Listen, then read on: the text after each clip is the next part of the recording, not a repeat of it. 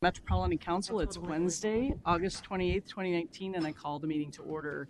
So here we are. It's the end of August. Can you believe that? So it went fast. And summer is coming to an end. So we have a good meeting planned today. It's probably going to be kind of a short meeting, so that'll be a nice change. Our last one was long, and we do have 9 people, so we have a quorum. The first order of business is approval of the amended agenda. Can I have a motion and a second to approve the amended agenda? I'll make a motion to approve the amended agenda. Is there a second? Second. Okay. It's been moved by Sterner and seconded by Wolf. Motion to approve the amended agenda. Is there any discussion? Seeing none, all those in favor say aye. Aye. Aye. Any opposed? The motion is adopted. Approval of minutes. Next order of business is approval of the minutes from August 14th meeting. Can I have a motion and a second to approve the minutes? So moved. Is there a second? Second. So I think, was it Fredson that moved it? No. Oh, it's Sterner. I moved. Second. Peter. Oh, it was Peter. Peter, okay. There's a motion by Lindstrom and a second by Sterner for approval of the minutes from the August 14th meeting. Is there any further discussion? All those in favor say aye. Aye. Any opposed? Okay. The motion is adopted. The next item that brings us to is the public invitation, and at this point in the meeting, members of the public who wish to address the council on matters not on the agenda may do so, and please limit your comments to 3 minutes. So Liz, do we have anybody? No. So we do not have anybody tonight for public invitation. So we will move to our next item, which is business. So this is a joint report of the Management, Community Development, Environment, and Transportation Committees. And we will hear that from Councilmember Barber. Thank you, Madam Chair. Madam Chair, council members, this business item recommends adoption of the preliminary 2020 Unified Operating Budget and the proposed 2019 Payable 2021 tax levies.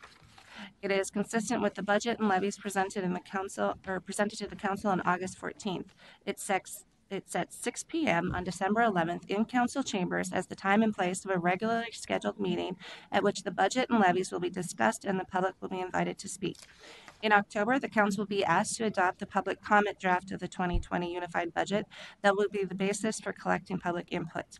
The proposed 2019 Payable 2020 property tax levies are based on the preliminary 2020 Unified Operating Budget and provide funding for ongoing council programs. The proposed property taxes reflect an increase of 2% over final 2018 Payable 2019 levies. Under state law, the levies certified by the council on December 11th may be lower than or equal to the preliminary levies you are certifying today. The proposed action is that the Metropolitan Council adopt Resolution 2019-14 through 2019-19, adopting the preliminary 2020 Unified Operating Budget and proposed 2019 Payable 2020 tax levies. Okay, there's a motion. Is there a second? Second. Okay. It's been moved by Barber and seconded by Lee. A motion to approve the joint reports from the Transportation, Environment, Community Development, and Management Committees. So is there any further discussion? This is a roll call item, so I'm going to call on Liz to call the roll. Yes. Councilmember Johnson. Councilmember Chambliss. Here. Councilmember Ferguson. Councilmember Barber. Aye. Councilmember Cummings. Aye. Councilmember Atlas Ingebretson. Councilmember Lilligren. Councilmember Muse. Councilmember Zurin. Aye. Councilmember Lindstrom. Aye. Councilmember Vento. Aye. Councilmember Gonzalez. Aye. Councilmember Lee. Aye. Councilmember Fredson. Aye. Councilmember Sterner. Aye. Councilmember Wolf. Aye. Chair Slawik. Aye. The motion carries. As you can see, because Labor Day is coming up, we have a lot of vacations coming up, right? So that concludes that item of business. And next we have the consent agenda. Can I have a motion and a second to approve the consent agenda? Motion? So moved. Second. was a tie. I know you're here and here. Oh, it was moved by Councilmember Cummings and seconded by Councilmember Wolf. Approval of the consent agenda. Is there any more discussion? Councilmember Sterner. Yes, I mean, today the management committee meeting was canceled due to no quorum, and I noticed there's like at least one item on there, the dental claims administration, that's referencing today's meeting. So I'm just kind of wondering if somebody's should be pulled off until the management meeting meets again. Councilmember Sterner, I'm going to ask the regional administrator what the process is. I believe that is not a same week item, so it was passed by the management committee meeting, I believe August 14th. Okay, because it's at the 28th when I opened up the. That's the committee report. If That's you the go one report. page down, it's Okay, but it was passed on the 14th. Okay, so since we didn't need reports today, it was passed 2 weeks before that, we're fine.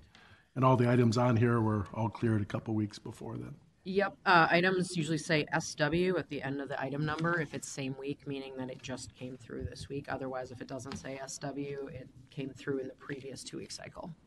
All right, thank you.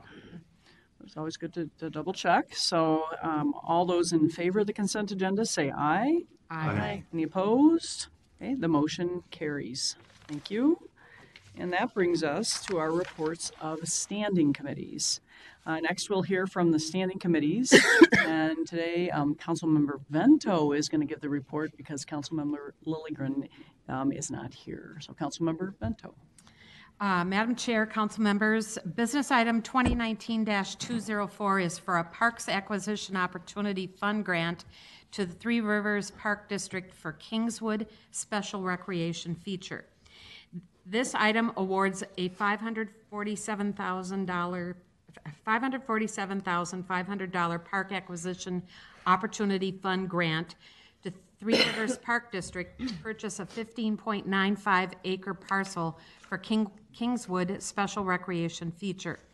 Purchasing this property will increase the size of the special recreation feature from approximately 124 acres to 140 acres.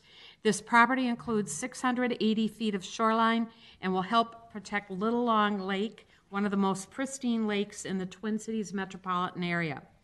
The grant will use $328,500 in state money from the Environmental and Natural Resources Fund and $219,000 from council bonds. Three Rivers Park District will provide a local match of $182,500. Therefore, Madam Chair, I move that the Metropolitan Council approve a grant of up to $547,500 to Three Rivers Park District to acquire the 15.95 acre Baker parcel located at 1755 Retreat Circle in the city of Minnetrista for Kingswood Special Recreation Feature. And 2, authorize the Community Development Director to execute the grant agreement and restrictive covenant on behalf of the council. 3, consider reimbursing Three Rivers Park District up to $182,500 from its share of a future regional parks capital bonding program. 4, inform Three Rivers Park District that the council does not under any circumstances represent or guarantee that the council will grant future reimbursement, and that expenditure of local funds never entitles a park agency to reimbursement. And 5, inform Three Rivers Park District that the funds must be incurred before the Environment and Natural Resources Trust Fund appropriation end date of June 30th, 2020. Thank you. So there is a motion by Councilmember Vento on 2019-204. Is there a second? Second? It's been seconded by Councilmember Barber. Is there any further discussion? Seeing none, all those in favor say aye. Aye. Any opposed? Okay. Motion carries on item 2019-204. Councilmember Vento. Madam Chair, council members, business item 2019-232 is to authorize the 2040 comprehensive plan for the Dakota County Rural Collaborative. Folks, I'm going to go off script here for a bit. This is a really interesting comp plan, so you might want to listen up because this is pretty cool. The Dakota County Rural Collaborative is made up of 10 townships located in Dakota County, including Castle Rock, Douglas, Greenvale, Hampton, Nininger, Marchand, Randolph, Ravenna, Vermilion, and Waterford. And I apologize for any and all mispronunciations that I just did and will continue to do. Thrive forecasts growth of 540 new households, representing an increase of 510 people and 420 jobs in this rural collaboration area through 2040. Thrive MSP has designated Nininger, Marchand, Douglas, Hampton, Waterford, Greenvale, Castle Rock, and Vermilion townships as agriculture. Randolph Township as both agriculture and diversified rural, and Ravenna Township as diversified rural. The collaborative's plan appropriately guides land at densities and in patterns consistent with the agricultural and rural community designation land use policies. Council staff found that the collaborative's 2040 plan conforms to regional system plans, is consistent with council policies, and is compatible with the plans of adjacent and affected jurisdictions. Therefore, Madam Chair, I move that the Metropolitan Council adopt the attached advisory comments and review record and take the following actions. 1, authorize the following townships of the Dakota County Rural Collaborative, also known as the DCRC, to place their 2040 comprehensive plans into effect. Castle Rock Township, Douglas Township, Greenvale Township, Hampton Township, Marchand Township, Nininger Township, Randolph Township, Ravenna Township, Vermilion Township, Waterford Township. Advise Nininger and Ravenna Townships to adopt their MRCCA plans within 60 days after receiving final DNR approval and submit a copy of the final adopted plan and evidence of adoption to the DNR, Council, and National Park Service within 10 days after the adoption.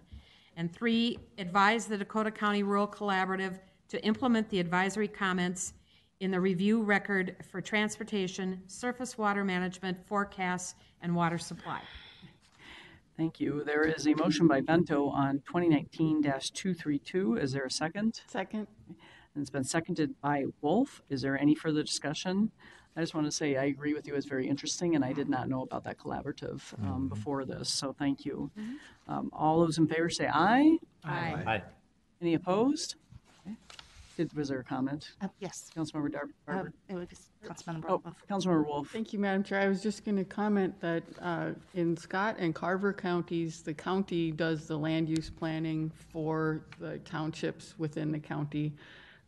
In Dakota, even though Dakota County doesn't group them together and do the planning, they group themselves together to save money, and they got a grant from us to do the planning work in this collaborative fashion rather than reinventing the wheel in each township, since they're all facing the same sort of issues. Excellent. Good. Thank you. Next, we will have the Environment Committee reports. Councilmember Lindstrom. Thanks, Madam Chair. This is a same week item. It came up before the Environment Committee yesterday afternoon, and it is business item 2019-238 SW. And it's a request to approve Vector service contract amendments. And if you're like me, you're wondering what in the world is Vector services? And I asked that question yesterday, and it's these trucks that we may be familiar with these large vacuum-like tubes coming out of the truck, which are really mission critical for wastewater treatment services to get solids out of tricky places.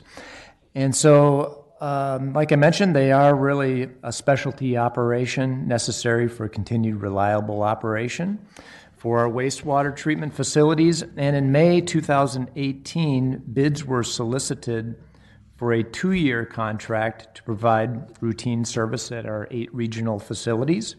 2 contracts were awarded for a total not to exceed $480,000. And it was based on past history and anticipated need. In the first year of the contract, costs exceeded estimates due to sustained wet weather and critical response to a system disruption. These amendments allow continued service through the remaining contract period with built-in contingencies. Therefore, Madam Chair and members, I move that the Metropolitan Council approve amending Vector service contracts 18P127A to Schlumpka Services in the amount of $330,000 and 18P127B to Goliath Hydrovac in the amount of $70,000 for a combined additional amount of $400,000, increasing total contract not to exceed the amount of $880,000. Thank you. There is a motion by Councilmember Lindstrom on 2019-238 SW. Is there a second? Second. It's been seconded by Wolf. Is there any further discussion? Councilmember Chambliss. Yes, I just had a question about the product that is being vacuumed. Does that include the incinerated dust? Councilmember. You know, what we were told yesterday, Madam Chair, and perhaps Mr. Rogacki can join us. And as he's making his way up, we were told yesterday that it's primarily solids that are tricky to be part of the system in any other way, to get them out of the system, and that they are eventually landfilled. Madam Chair, council members, the primary material moved are solids that will deposit in pipes, in corners of tanks, floating on the surface. We will sometimes have some maintenance work in our incinerators where we'll need this service to help clean out some material, but it's very infrequent. Okay. Thank you. Good question. Councilmember Lee? Yeah, thank you, Madam Chair. The Farmer's Almanac just predicted that we're going to have another big wet winter, and so that means that we'll probably have another big wet, spring and summer too. So how is Finance and ES going to prepare for the same contract next year? Okay. Madam Chair and committee members, council members, what we did for this amendment is we looked at the history over the first year and projected for the next 12 months. So we've included some funds in here for another contingency should something similar happen. But it's a not to exceed contract. So if we don't need the services, we don't have to pay for it. Now, if we have high flows, if we have flood events, we have a whole flood response system to handle that. The issue this year was more that those flows were for an extended period of time, and that scours material from the sewers. So there was more to clean out than we would normally get. So it's not just that there's high flows, but even if there is excess material, I think we've tried to build it into this amendment. Thank you. Any other questions? I don't know, in Maplewood, we see Schlumpka a lot, don't we? And so I think that's the first time I understand maybe partially what they do. So it's interesting. And we have not taken the vote, right? Right. Yep. So all those in favor say aye. Aye. Any opposed? Okay, the motion passes. Thank you, Councilmember Lindstrom. And then that brings us to the joint report of Environment and Community Development Committees. And Councilmember Vento, you're on again. Madam Chair, council members, business item 2019-214 is to authorize the 2040 comprehensive plan for the city of Eden Prairie. The city of Eden Prairie is located in the southwest portion of Hennepin County. It is surrounded by the communities of Minnetonka, Edina, Bloomington, Shakopee, and Chanhassen. Thrive MSP 2040 designates the city as suburban. The plan includes revised employment forecasts agreed to by city and council staff. It is now forecasted that between 2017 and 2040, the city will increase by approximately 9,700 jobs. The city's plan appropriately guides land at densities and in locations consistent with the city's designation of suburban. Council staff found that the city's 2040 plan conforms to regional system plans, is consistent with council policies, and is compatible with the plans of adjacent and affected jurisdictions. Therefore, Madam Chair, I move that the Metropolitan Council adopt the attached advisory comments and review record and take the following actions. 1, authorize the City of Eden Prairie to place its 2040 comprehensive plan into effect. 2, revise the City of Eden Prairie's employment forecasts upward as shown in Table 1 of the attached review record. 3, implement the advisory comments in the review record for surface water management and water supply. And the recommendation of the Environment Committee is to approve the City of Eden Prairie's comprehensive sewer plan. Okay, thank you. There is a motion by Councilmember Vento. Is there a second? Second. Okay. It's been seconded by Councilmember Barber. Okay. Is there any further discussion? All those in favor say aye. Aye. Any opposed? Okay. Motion, item number 2019-14 carries. Motion carries. And next we have your next item. Madam Chair, council members, business item 2019-218 is to authorize the 2040 comprehensive plan for the City of Maplewood. In summary, the City of Maplewood is located in eastern Ramsey County to the north and east of St. Paul. Thrive forecasts growth of 4,770 new households in the community between 2017 and 2040. Thrive MSP 2040 designates the city as urban. The city's plan approximately guides land at densities and in locations consistent with the city's designation of urban. Council staff find that the city's 2040 plan conforms to regional system plans, is consistent with council policies, and is compatible with the plans of adjacent and affected jurisdictions. Therefore, Madam Chair, I move that the Metropolitan Council adopt the attached advisory comments and review record and take the following actions. The recommendations of the Community Development Committee to 1, authorize the City of Maplewood to place its 2040 comprehensive plan into effect.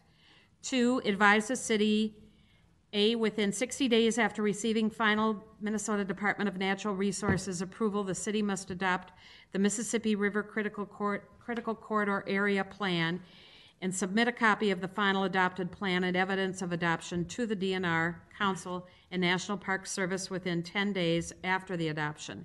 And B, implement the advisory comments in the review record for roadways and transit.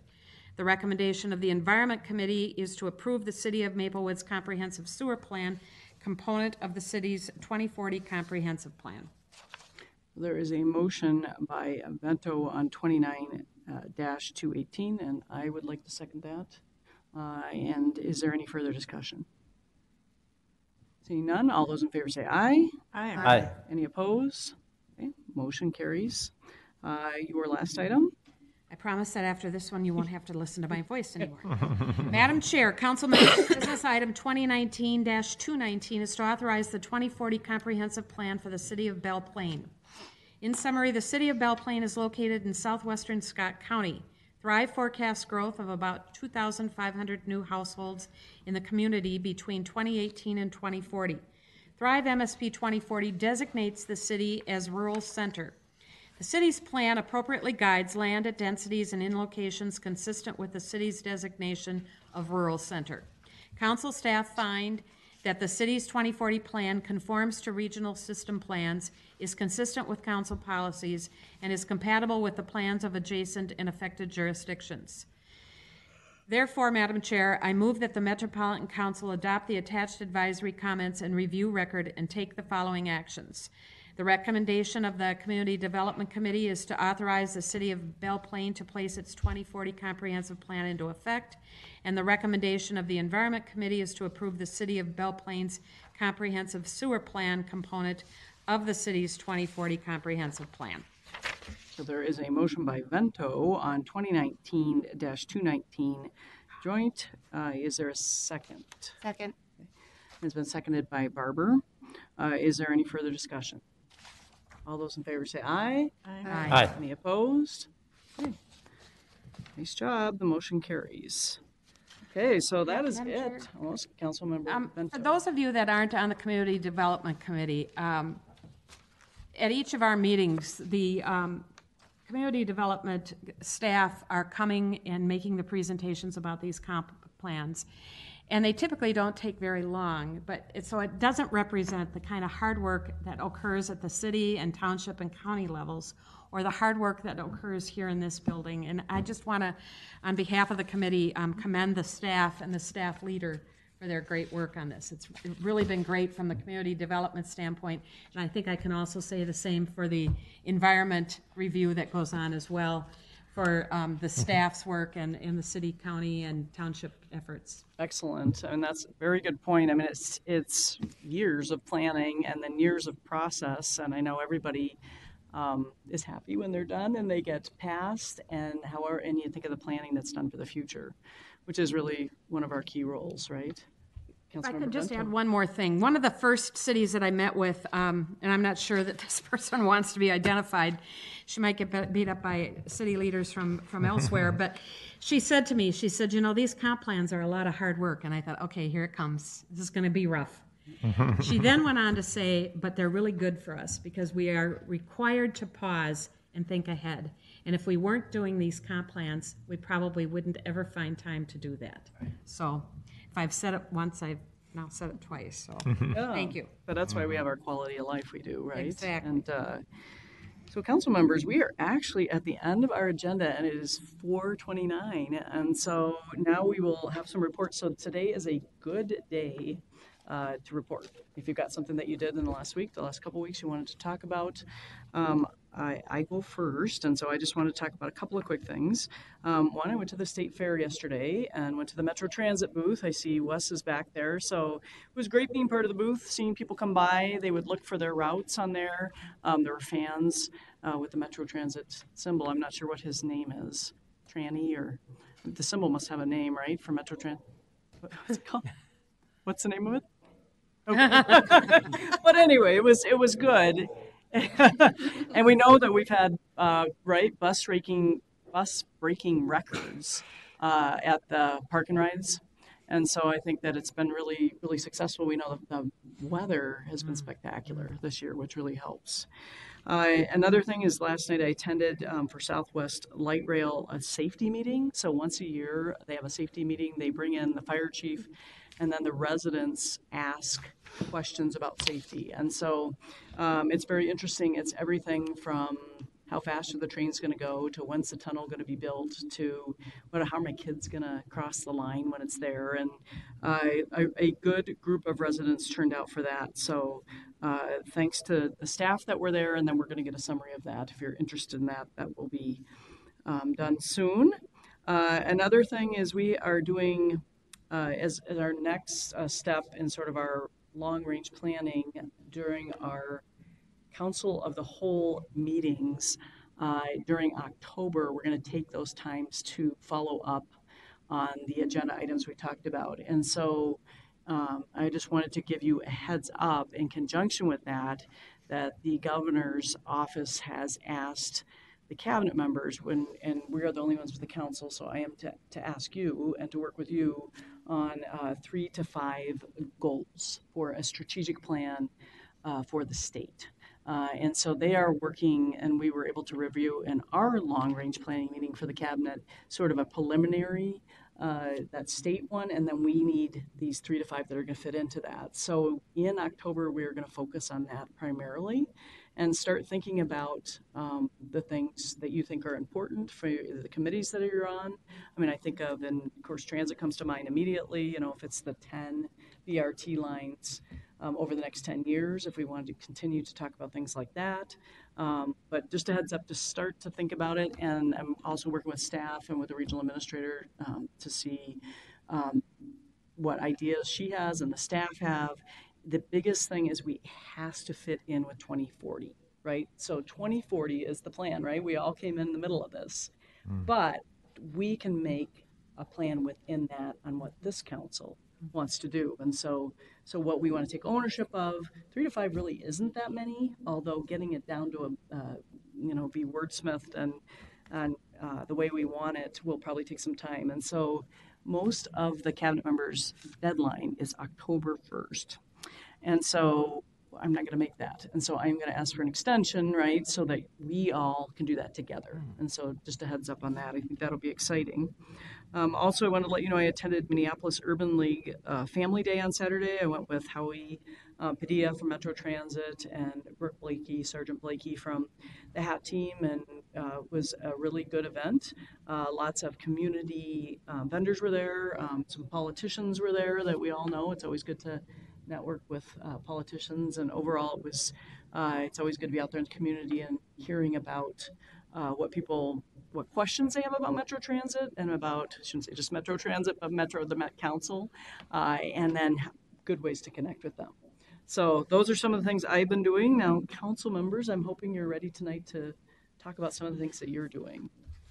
So I know a lot of times we run out of time, so I could just, Councilmember Barber and then Cummings. Thank you, Madam Chair. Have a few things going on, Transportation Committee related. One is related to TAB. We have a regional solicitation policy work group that's been working over the last few months to make recommendations for the 2020 regional solicitation application process. A lot of the major topics have focused around equity and transit and unique projects. We've been meeting from April to August. After TAB last week, most of the recommendations were well received. There were still some discussion around transit, so we're going to have a couple more meetings of the work group. But what will happen next is that information will come back to eventually to TAB for approval for the 2020. So November to TAB, December it'll come to council where we can concur with the TAB finding on that. The other thing is we are in our second or third meeting of the Transit Policy Making Planning Work Group. It's a group that's really looking at cross-functional approach and vision towards Network Next and the service value training and our transit service allocation studies and how those things feed into policy over the long term. So far the discussions have been great and very interactive with staff. I just want to send a great shout out of appreciation to all the staff that's been helping guide those discussions and provide information, because it's really fostered some great dialogue, and I think it's been quite a successful little endeavor so far. Excellent. You know, Councilmember, I'm going to ask you a question because it came up as potentially something we might want to do as one of our strategic goals, but can you just briefly tell us about defederalization? It's a big topic. And we will have more discussion about this at the end of September when the defederalization item comes to the full council. So it depends on, we just had a project that moved through TAB and through the Transportation Committee related to a specific project related to defederalization. And so defederalization is a tool that is used where basically a project, the funds are taken and pulled together or changed from the federal level. So, and what that means practically is there are requirements for the use of federal money for transportation. So there are DBE goals, there are prevailing wage goals, there are Buy America goals, these types of things. This particular project that we will hear about later came up with a lot of strategies for how to address those various needs and requirements that go with a federally funded project. What we need to think about as policymakers going forward is how do we want to build that infrastructure in for different counties that don't have systems for that. Met Council, we have a policy for that. MnDOT has a policy for that. And up in Ramsey County, this particular project was in Anoka.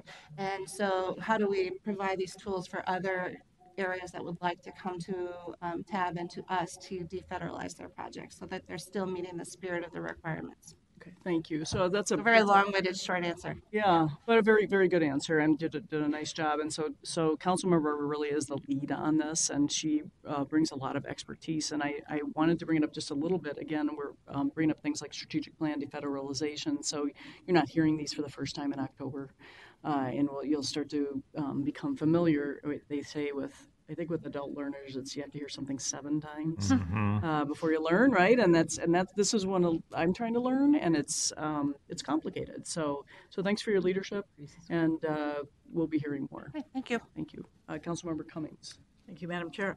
One of the things that I've been finding in the last number of weeks or whatever is that all the outreach that everybody's doing is really paying off, and connecting on so many different levels. And I have been doing lots of conversations with individuals, with groups, with businesses. I went to the Lions meeting last week in Hopkins, and their main speaker wasn't able to attend, so they turned to me and said, well, what does the Met Council do? So Wow. I said, well, have we got a few hours? So we extended. No, but it was a great conversation. I think that was really good. I connected with the chair of the board of Three Rivers and another board member. And we had coffee and talked just about working together and about communications and about all the things that Three Rivers does. And I think that was really helpful. I've heard from a number of business owners, of course, with the Green Line extension, just questions on what's going on, what's the timetable. Lots of excitement now that you can really see that this is happening. I think that's really good. Several people, I think, because this got Star Trib coverage, the change in the Green Line hours, and yeah, it was interesting to me how many people got in touch with me and said, now I get it, and this is really important. It is a good move, and I was wondering about the issue with homeless who are using it as shelter, but now I see it and I understand it better, and thanks for doing that. I think it was a good decision. So it's always nice to hear those kinds of positive comments, I think. And then, I connect with the Regional Council of Mayors, with Karen Dewar, who is the Executive Director of Regional Council of Mayors, and we get together once a month outside of the Regional Council of Mayors meeting to just kind of talk about, I can't always make their meetings, and even if I can, we get together anyway and talk about what's going on at the Met Council, what's going on with the mayors and the Mayors Initiative and Minnesota Mayors Together and all of those kinds of things that I was much more involved in as mayor. But I think that kind of conversation and those connections are really, really good.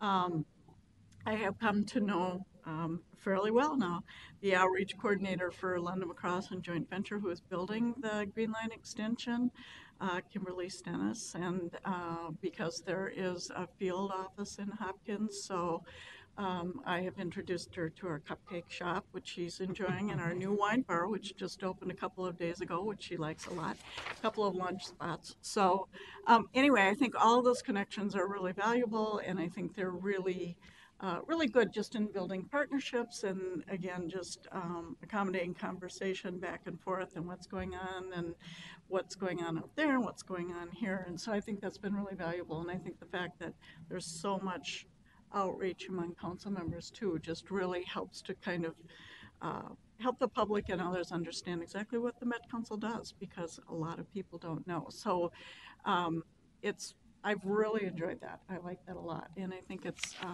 I think those connections are really valuable. So I have been enjoying that. Look forward to doing more in the upcoming weeks and months.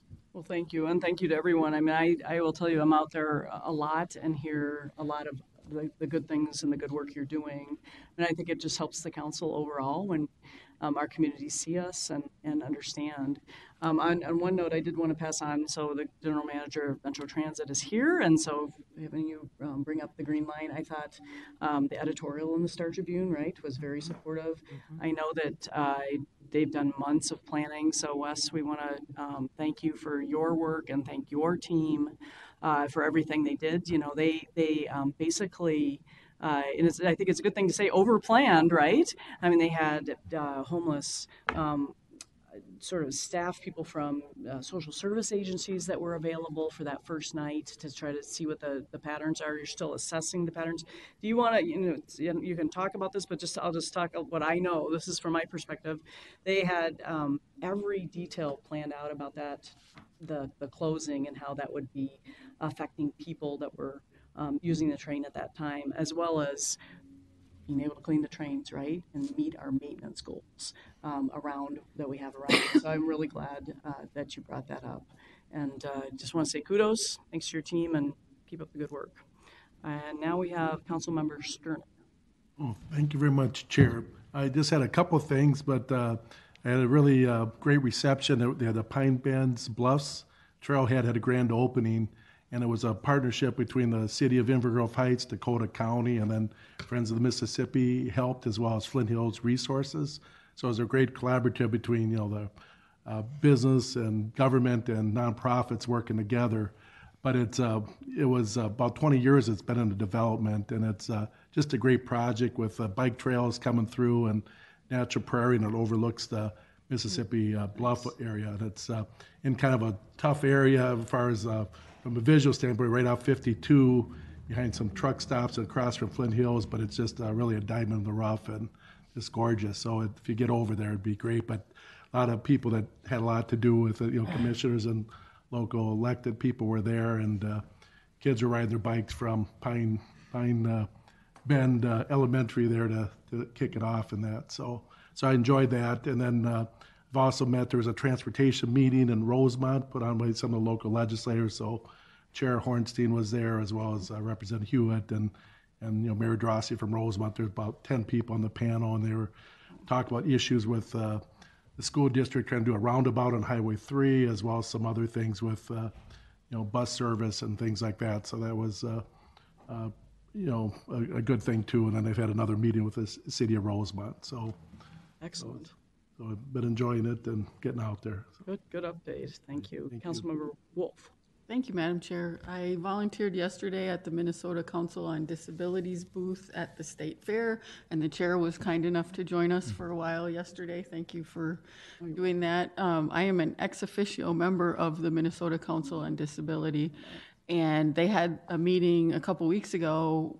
They had a number of new council members appointed, so it was kind of a get to know you meeting of the new council members. But one of the issues that was brought up that day that was really interesting to me was, you may have heard in the news recently that the city of Minneapolis has banned new drive-throughs in the city.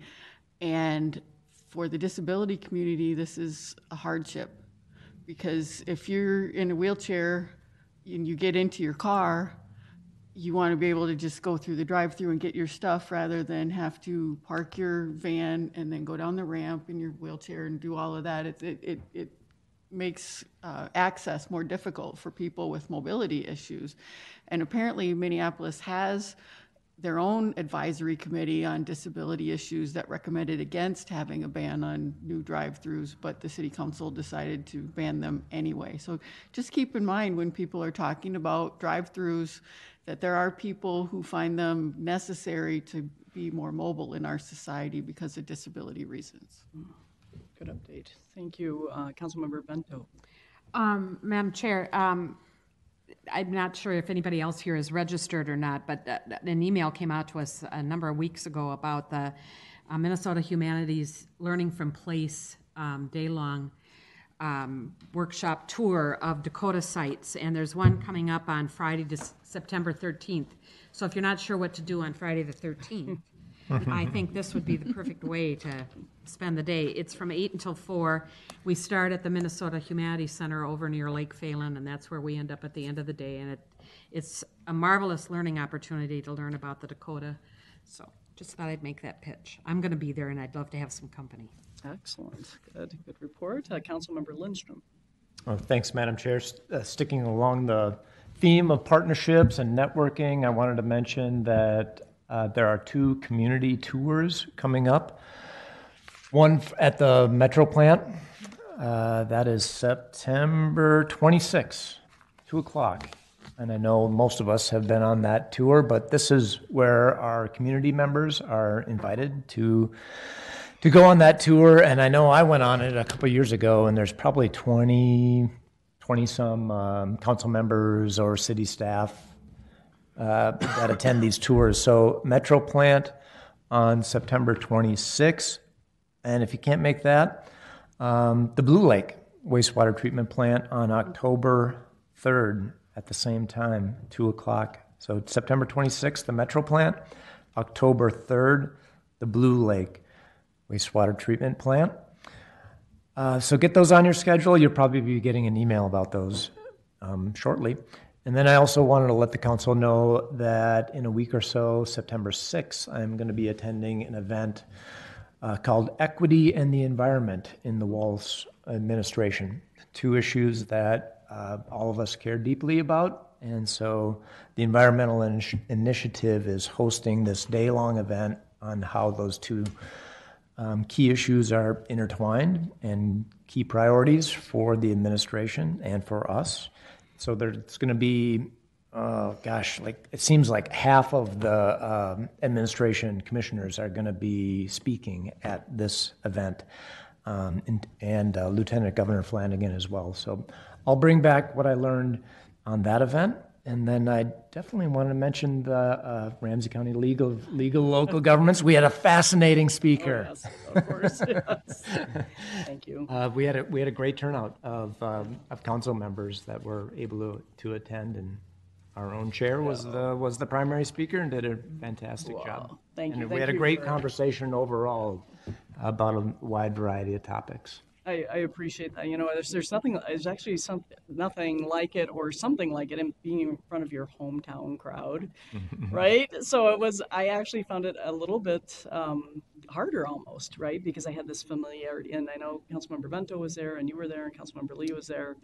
And, but it's a great group because it's all these mayors and local elected officials from Ramsey County, and it's so wonderful to have everybody together, isn't it? And to be able to have that in common.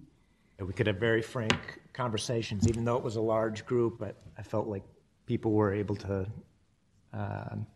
really share what was on their minds. Yes. No question about that. Something about being with people you know, right? Exactly. So thank you. Councilmember Chambliss, and the rest of you who haven't spoken, I'm going to call on you, so you might want to think of something to say, okay? Councilmember Chambliss. Oh, thank you. It's been great being an ambassador of the Metropolitan Council and talking to people at so many different levels.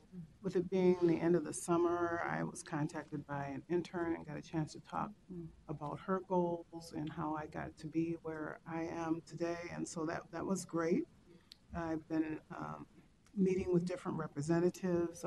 Samantha Vang is a representative in Brooklyn Center and portions of Brooklyn Park. And we got a chance to get acquainted and find out also about her background. So it was really good, and relationship building is very important in working on legislative issues that we have in common.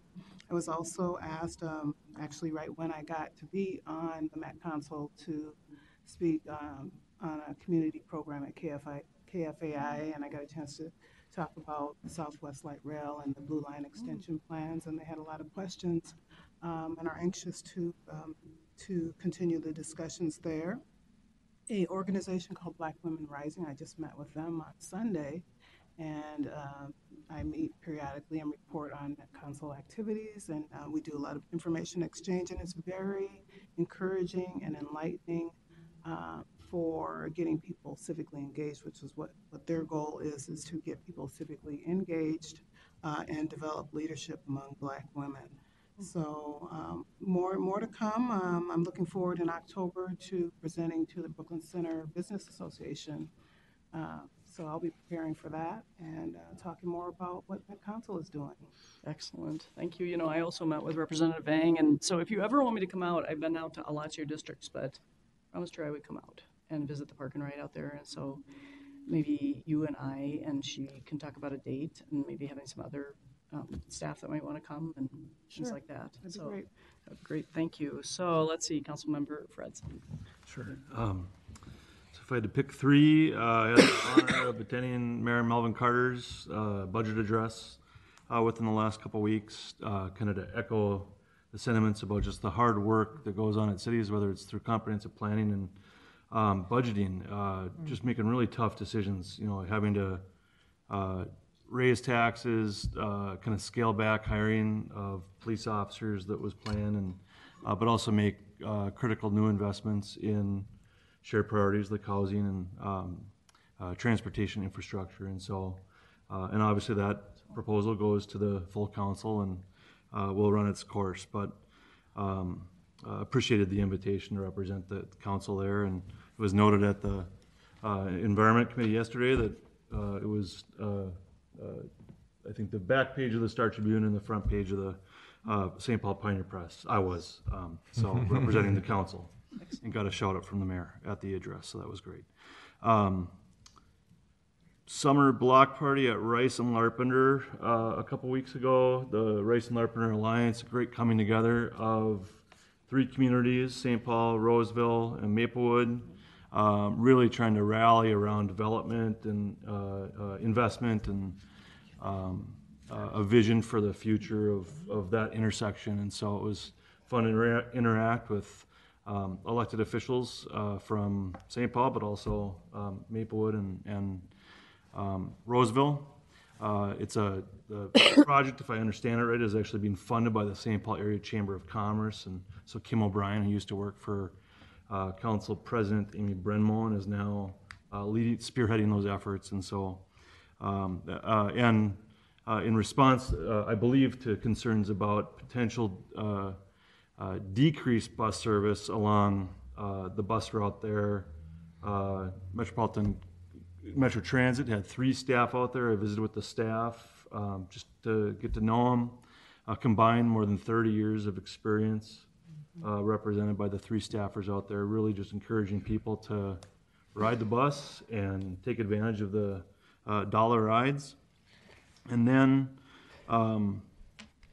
I had the opportunity to visit with representatives from the Fort Road Federation. The Fort Road Federation is basically West 7th Street from downtown out to the airport, and their primary concern as it relates to us is how we move forward with the Riverview corridor.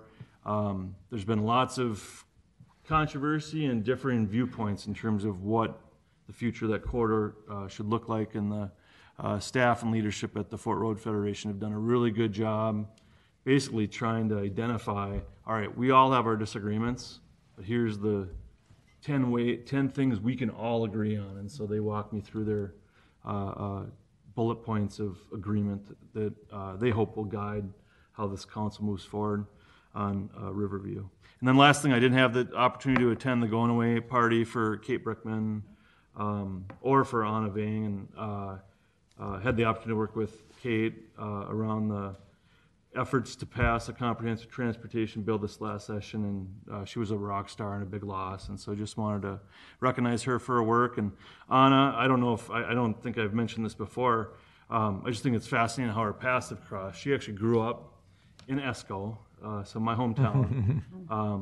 I didn't meet her until she went to work for Chris Coleman, who I used to work for, but she was my mom was the school nurse in Esco, and she was my mom's aide or assistant back in school. And so just to have the opportunity to reconnect with her and work with her was great. So, and we'll probably keep on working together because she's working for Minnesota Power doing public policy work. So thank you to Kate and Anna. Excellent. Councilmember Lee. Thank you, Chair. Well, some of you kind of stole my thunder. I was going to bring up the Ramsey County League of Local Government thing. And also, we may have missed each other, but I was at the Urban League's event. They had great food. I had some great pork skewers and a mojito. I also want to echo Councilmember Fredson's sentiments about Anna. We actually overlapped a little bit in college. We went to the same college.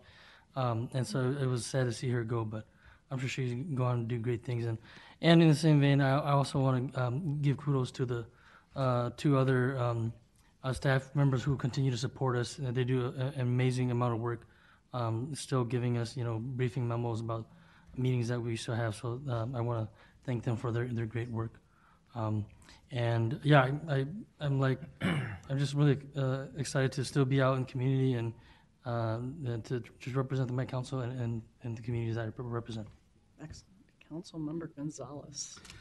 Thank you, Madam Chair. I think I'm just going to mention the meeting that we had last week of the Equity Advisory Committee.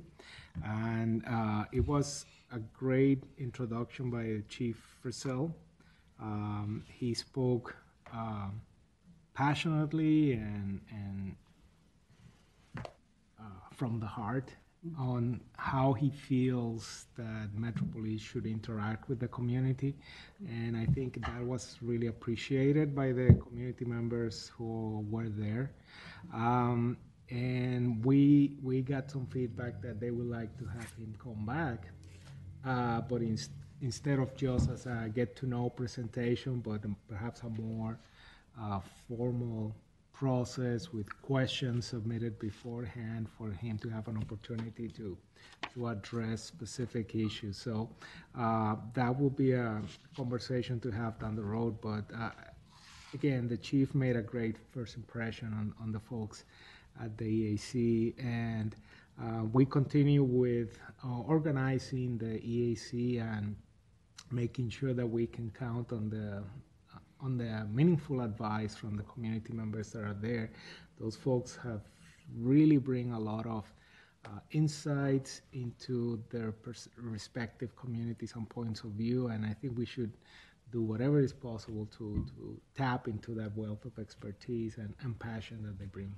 Yeah, thank you. You know, on that note, tomorrow, we're going to have our first sort of executive committee, I think is correct, meeting. So the chairs of the standing committees are getting together. And one thing that is on the agenda is to talk about the Equity Advisory Committee. I know I'm going to be meeting with you and the chair about that, but just how the business can flow to and from them to and from our committees. So I appreciate your words, and we're about there on it or getting there, and we're going to need your help to continue to shape that. So thank you. Thank you. Okay. Let's see, Council Members Zarin, right? Oh, sure. Thank you, Chair. Just wanted to share a little bit about. I had an opportunity to come down Highway 10, and I stopped in St. Cloud and drove down West St. Germain, the area where the proposed platform would be, this train station for North Star would be. What I observed was an area that needs revitalization. And a realtor friend who allowed me to download this app on my phone. It's a really kind of a neat app, and it'll show you houses in the immediate area. So I opened that up and started looking at houses just to get an idea of what was available. You know, that gives you kind of a barometer of what the economic area was. And there were several houses listed in that area for under $100,000. And what that meant to me is that this is a place of affordable housing. This is a place where people, mom and dad, a couple could go to buy a house and afford that if they're connected to a good paying job. So it really means is that corridor for North Star is a really an important connection to make to finally get that from Big Lake all the way to St. Cloud. It's an important work for the council to do in our role in that.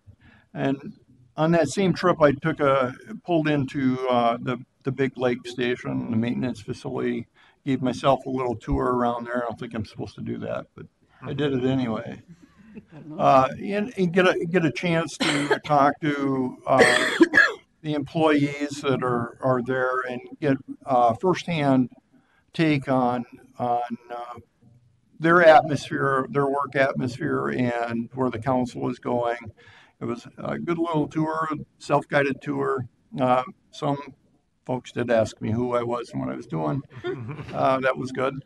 And then I wanted to talk a little bit about our tour of Anoka County and how important that was to connect with the county commissioners.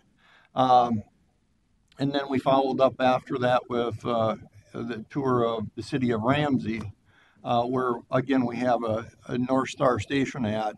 And of course, it's a neighboring city to the city that I live in.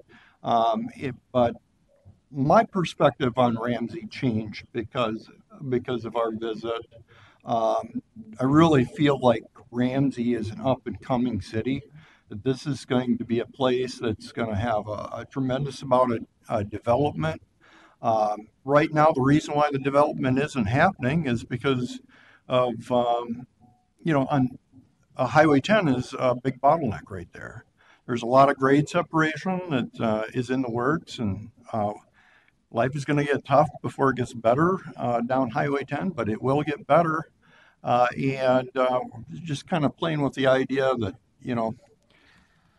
that Highway 10 corridor is the corridor that anybody who's going to Brainerd Lakes area for the weekend, that's where they go. So just kind of playing out this idea in my mind that maybe we should have ability to get your boat onto the North Star. You know, maybe that's something. No, I'm just kidding. Good. I'm just kidding. Uh, a little comedy relief, maybe. Commuter boats. Commuter boats, yeah, Yeah. yeah. But I really see the city yeah, of Ramsey is going to be something like how Maple Grove, once transit was figured out in that area, really started to happen very quickly, and it transformed that area. Um, it seemed like overnight, and I think that's going to happen again uh, for the city of Ramsey and other cities along Highway 10 there once that corridor is out. The transit and the uh, grade separations are done. You know, it's going to take us a little while, but it's good to see the formation of ideas and policies come into fruition. Yeah, I would say I have to totally agree with you. No, I had no idea that Ramsey had that much development in it. It was amazing. I mean, it was so one of the things of me coming out to your communities and places for events and tours like that is it really heightens the awareness of what's happening. But Sarah Stroman, who's the commissioner of the DNR, was the mayor of Ramsey, and I just didn't know much about it, but wow, they have all these new apartment buildings. They have a new facilities, new park stuff. I mean, it was incredible. And so thank you for arranging that. And I was going to tell you too that you probably know a study passed in the legislature to study the North Shore corridor, right? Taking Right. it from Big Lake to um, St. Cloud. So we're hoping that we can be a little piece of that study, perhaps, because we think obviously we have some things to say about it because we've been running it. But the Speaker of the House had told me that's a huge priority for her to get that done, along with Botno, which is in her legislative district. So I think there's a lot of hope. And then the Anoka, you just went through you've seen their plans on the roads, but the roads were another thing. I have to say, I don't have ever really seen as a comprehensive road plan as that. It was ambitious. It was well done. They had thought through the details, and it will revolutionize that area. It just will when it's done. I mean, it's going to be a little painful, as you say, for a couple of years, but it was just great to see. So it's a lot of good things happening out there. Council Member Lee.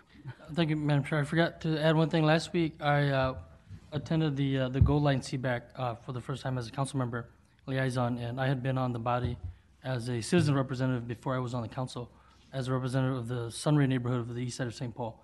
And I'm just really excited about the progress that we're making on the Gold Line and the designs, and I can't wait till in a few more months when we get better schematics about the designs. And so I'm really excited about the Gold Line. Yeah, it's really coming along too. So that'll be the first in the country, what they call the guideway, right? BRT. So it has a separate guideway for it. And so I'm going to thank Liz for her work too. And you probably know now she's trading off with Bridget. So Liz is doing the council meetings and Bridget's doing the workshops. So thanks for all of your work. And then we will see. Do you have a report? You're all that regional administrator must have something to say, right? I will keep it short and just say that the council is awaiting the letter of no prejudice on Southwest. We had hoped to have it by now, but we're okay. We've extended bids a little bit. And so when that comes in, Hennepin County needs to take an action and the council will need to take action. That may require us to schedule a special meeting. Many of you are at Revolution, so our first meeting in September is canceled. But our hope is that we could just attach that special meeting in front of like a committee of the whole. And so you wouldn't have to come here an extra time. We would just do a brief meeting and then move into the committee of the whole. So just watch for that because we will need to make sure we have a quorum if we need to do that special meeting. So the regional administrator's been doing a great job on that, and Molly's involved in the Southwest negotiations. The LNOP was what extends the funding, and it is the precursor to the FFGA, which is basically the $1 billion to build Southwest. And so it's a very exciting time. You wish everything, that you can't predict how everything's going to happen and what's happening in Washington, and these proposals have to go to numerous levels. We hear it's in good shape, right? And so we're just waiting. Think positive thoughts, LNOP, yes, it's coming. And then the FFGA after that. So thank you for the update and thanks for your work on that. Let's see, we don't have our general counsel here, so we have our second in command. Madam Chair, nothing to report. Nothing to report. Okay. Anything else? All right. Good meeting. It's 5:05, right? And thanks for everybody talking with that. Is there a motion to adjourn? So moved. Okay. Second. Motion to adjourn.